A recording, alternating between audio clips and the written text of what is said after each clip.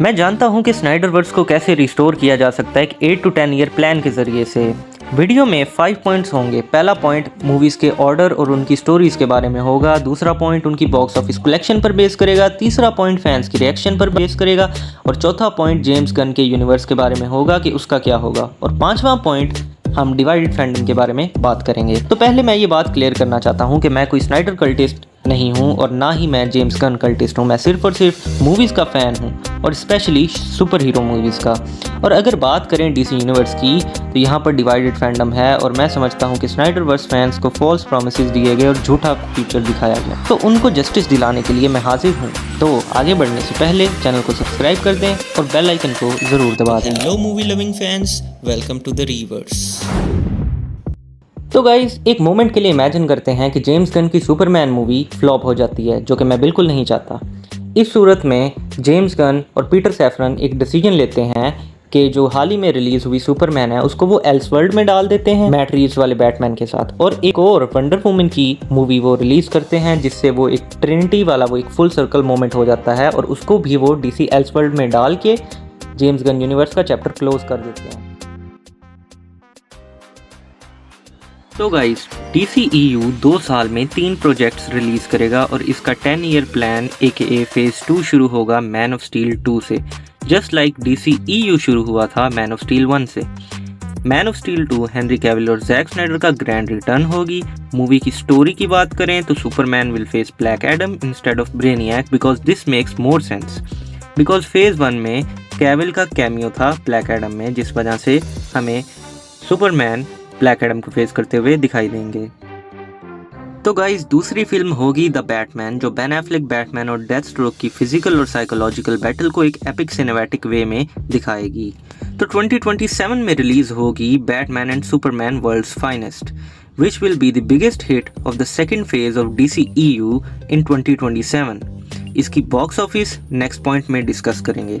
तो 2026 से 2027 में ये 3 प्रोजेक्ट्स रिलीज होंगे। फास्ट फॉरवर्ड टू 2028, फैंस की डिमांड पर हमें जैक स्नाइडर जस्टिस लीग 2 देखने को मिलेगी, जो डार्क सीड पर बेस्ड नहीं करेगी, वो उनके प्रीवियस विलन्स पर होगी जिन्हें लेक्स रिक्रूट करेगा फिल्म के अंदर।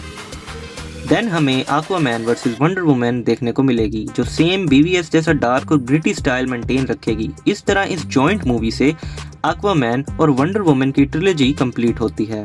देन इन 2029 हमें लैंटर्न्स पर एक वेब सीरीज देखने को मिलेगी, जिसमें हमें लैंटर्न्स अर्थ पर आते हुए दिखाई देंगे, जो स्नाइडर का ओरिजिनल विजन था। सो 2028 से 2029 में 3 प्रोजेक्ट्स कंप्लीट हुए।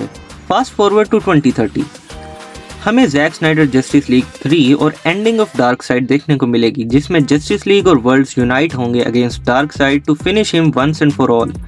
ऑल्सो इस मूवी में जस्टिस लीग कैरेक्टर्स नहीं मरेंगे बिकॉज उनका सेक्रीफाइस आगे काम आएगा। देन हमें बेन एफ्लेक बैटमैन की मल्टीवर्स मूवी देखने को मिलेगी, जस्ट लाइक नो वे होम, जिसमें प्रीवियस बैटमैन होंगे और सब फैन इस पॉइंट पर आकर यूनाइटेड हो जाएंगे अपने फेवरेट सुपर हीरोज को एक साथ एक स्क्रीन पर देखकर। Then final movie of the DCEU phase 2 will be the Flashpoint, जो कि एग्जैक्ट कॉपी होगी एनिमेटेड यूनिवर्स वाली फिल्म की और इंटायर स्नाइडरवर्स को रीबूट कर देगी इन 2031। तो चलिए गाइस अब बात कर लेते हैं बॉक्स ऑफिस कलेक्शन की। तो Man of Steel 2 around $680 million करेगी worldwide, because of previous failed DCEU ये $1 बिलियन नहीं कमा पाएगी। इसके बाद द बैटमैन अराउंड $750 मिलियन करेगी और इसके बाद द फर्स्ट $1 बिलियन फिल्म होगी Batman and Superman World's Finest. Then the Jack Snyder Justice League 2 भी $1 बिलियन का पोटेंशियल रखेगी, बट ये अराउंड $850 to $900 मिलियन तक तो कर ही लेगी। इसके बाद हमें एक्वामैन वर्सेस वंडर वुमन देखने को मिलेगी, जो कि अराउंड $700 मिलियन के करीब होगी, क्योंकि एक्वामैन की जो लास्ट मूवी थी वो अराउंड $450 मिलियन उसने कमाए थे और वंडर वुमन 1 ने $800 मिलियन। तो मेरे हिसाब से box office collection around $700 million ही करेगी। इसके बाद लैंटर्न सीरीज है जिसकी बॉक्स ऑफिस कलेक्शन काउंट नहीं होगी और उसके बाद हमें जैक स्नाइडर जस्टिस लीग 3 देखने को मिलेगी, जो फाइनली $1 बिलियन कमाएगी। बैटमैन मल्टीवर्स मूवी, जो कि फॉरन जैक स्नाइडर जस्टिस लीग 3 के बाद रिलीज होगी, वो ऑलमोस्ट हमें $1 बिलियन क्रॉस करती हुई दिखाई दे देगी इजीली। उसके बाद द फ्लैश पॉइंट मूवी वो around 750 million to 800 million dollar करेगी। इस तरह डीसी को अपने फेज 2 में ऑलमोस्ट 3 बिलियन डॉलर अपनी 3-4 मूवी से ही मिल जाएगा if things don't go south. तो गाइस, इस इमेजिनरी बॉक्स ऑफिस कलेक्शन के बाद अब हम अपने नेक्स्ट पॉइंट की तरफ बढ़ते हैं, जो कि होगा फैंस का रिएक्शन। फैंस काफ़ी खुश और सेटिस्फाइड होंगे क्योंकि सारी फैंडम को उसके हिस्से की स्टोरी और फिल्म देखने को मिल गई। अब हम अपने नेक्स्ट पॉइंट की तरफ बढ़ते हैं कि जेम्स गन के यूनिवर्स का क्या होगा। इसी के साथ जेम्स गन का यूनिवर्स दोबारा से स्टार्ट हो जाएगा या फिर एल्सवर्ल्ड में ही रहेगा, हु नोज। अब हम बढ़ते हैं अपने नेक्स्ट पॉइंट की तरफ, डिवाइडेड फैंडम। हम जानते हैं कि फैंडम डिवाइडेड है, फैंस के अपने अपने ओपिनियंस हैं which is okay, but social media पर एक दूसरे पर बैश करना काफ़ी गलत है। रियलिटी में स्नाइडर और गन अच्छे फ्रेंड्स हैं, लेकिन सैडली उनकी फैन बेस अभी भी लड़ झगड़ रही है। एनीवेज, सब्सक्राइब कर लें और मुझे अपने थॉट्स और ओपिनियंस कमेंट सेक्शन में ज़रूर बताइए।